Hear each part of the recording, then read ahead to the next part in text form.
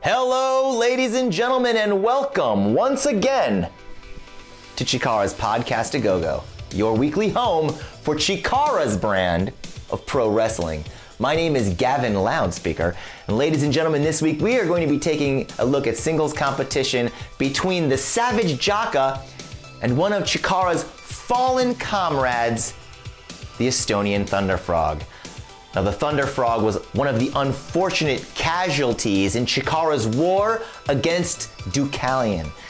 Right here, we're going to take a look at how he fared against one of Sydney Bakabella's most fierce proteges, the Savage One from Chad, Africa. Let's take a look right now at the Estonian ThunderFrog taking on Jaka.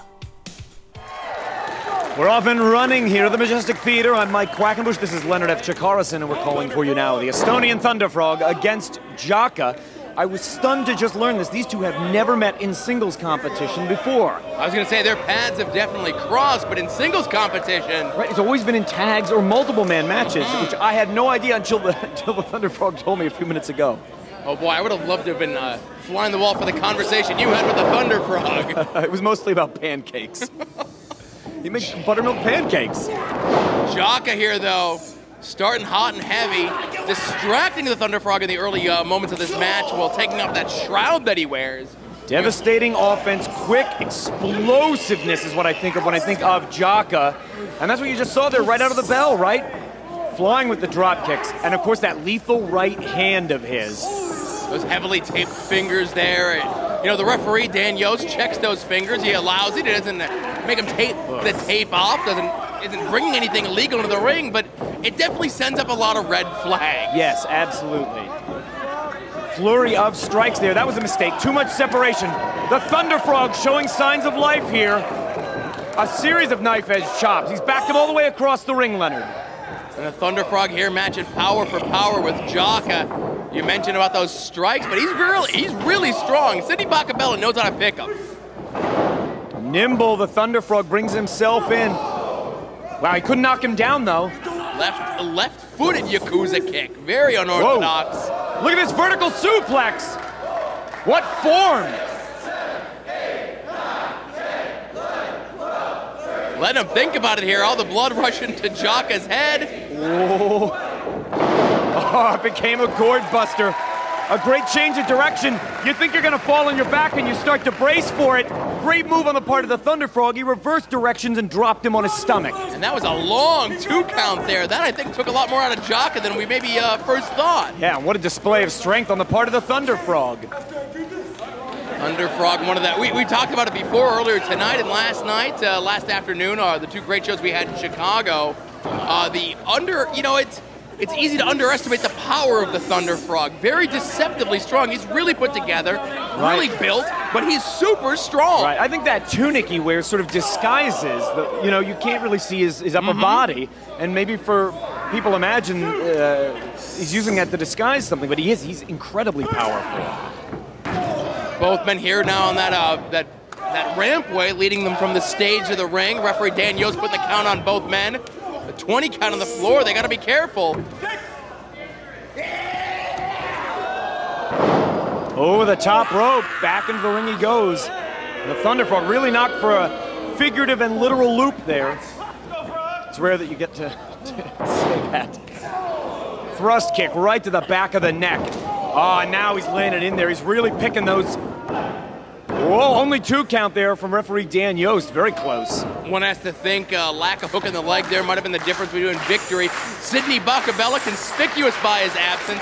Gavin mentioned he's a member of the Wrecking Crew, but also a card-carrying member of the Flood. Is Jaka.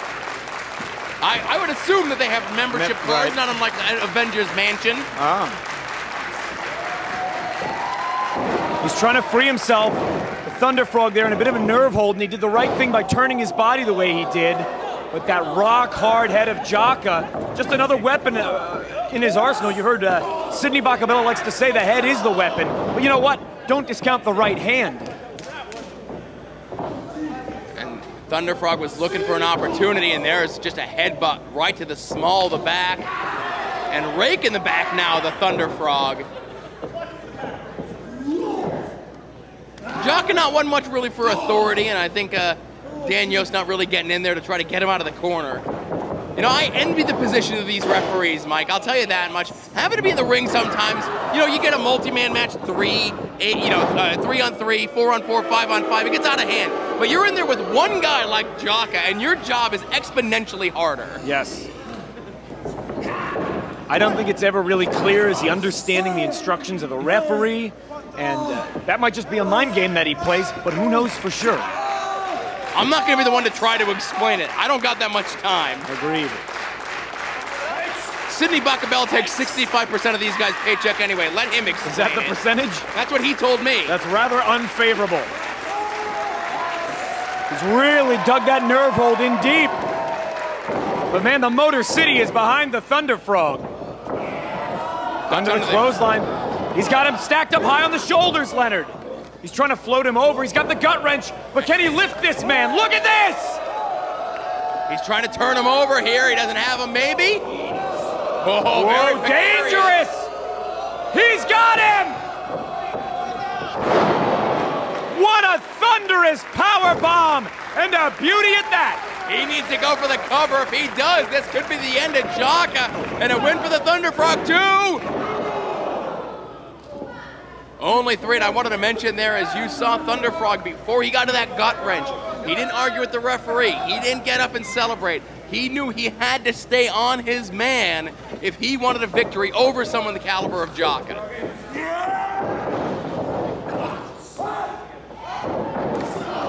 Oh, thrust what kick. Placement on that kick. Right behind waistlock, looking for a German. He launched him. Look at how quickly the momentum has swung in the favor of Jaka. This time hooking the leg. Very, very close near fall there in favor of the Savage. Can our Eastern European reptilian friend, or perhaps amphibian amigo, rally here? And I noticed before Dan Yost there, when he was telling him that it was a 2 count, he didn't say 2, he put 2 fingers in front of Jaka's face so he could see, hoping that maybe he understands that. Maybe not the words, but at least seeing 2 things in front of his face will be enough to get through the thick head of Jaka. We've seen him launch himself into a body splash from up there with devastating impact. And the ThunderFrog had the good sense to get out of Dodge. We're in Detroit City. Jaka now looking at these, ThunderFrog looking at these fans here. Big sledge right to the chest, taking him down a second one. The ThunderFrog hammering away at Jaka. Jaka, though, back up to his feet. ThunderFrog picks him up. He's got him set. The Estonian Stampede is coming. That's a giant man he's hauled up with authority. You mentioned him, like a giant man that he held up there and took from pillar to post, both sides of the ring. I think that might have taken a little bit out of the ThunderFrog. He didn't have the presence of mind to hook the leg. And I think if he hooked the leg, that would have been all for Jaka. ThunderFrog's what, 2.5 years as a wrestler here? We saw him, I think that's about right. So again, sometimes a rookie mistake does happen from time to time. Oh, what a collision! Jaka full head of steam here, but runs right into the brick wall that is the ThunderFrog. What's good for the ThunderFrog is good for the Savage. Headbutt here. Jaka's got him around the throat. He likes to pick him up and deposit him. That could be all, Leonard. ThunderFrog kicked out amazingly. Jaka frustrated. ThunderFrog doing his best to keep his shoulders off the canvas. He doesn't want Jaka just to jump right back on him. That could have been his last-ditch effort. That could have been expending all of his energy. We don't know. Jaka needs to get on his man if he wants to take this victory home to Sidney Bacabella.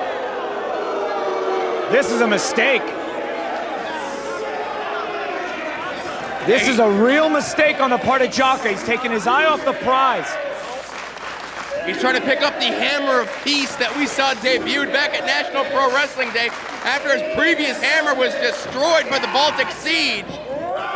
Whoa! Incredibly dangerous move there. It may have turned the momentum in the favor of the ThunderFrog, though.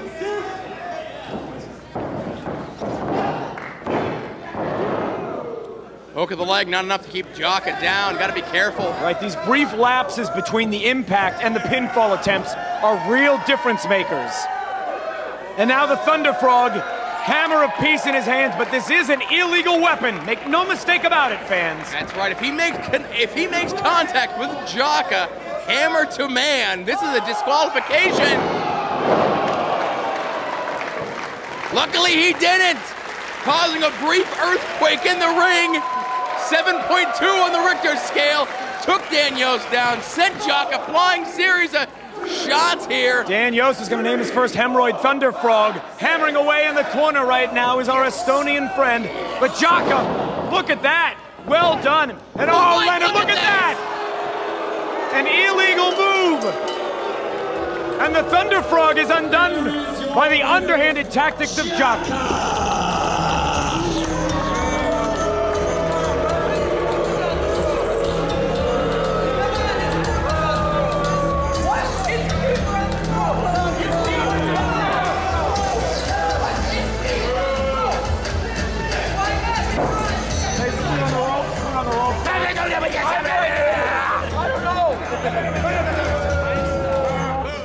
Estonian ThunderFrog, our fallen brother, Estonian ThunderFrog, we miss you and we love you. Jaka, we're not gonna miss you. We're gonna see you in 2 weeks as Chikara tours the UK. Takes Jaka a little bit longer to get there, of course, as he does have to travel via freight. And then, of course, we have to wait 7 days for the quarantine. Ladies and gentlemen, we will be back. Speaking of 7 days, we'll be back right here for another edition of the Go-Go. So long, everybody.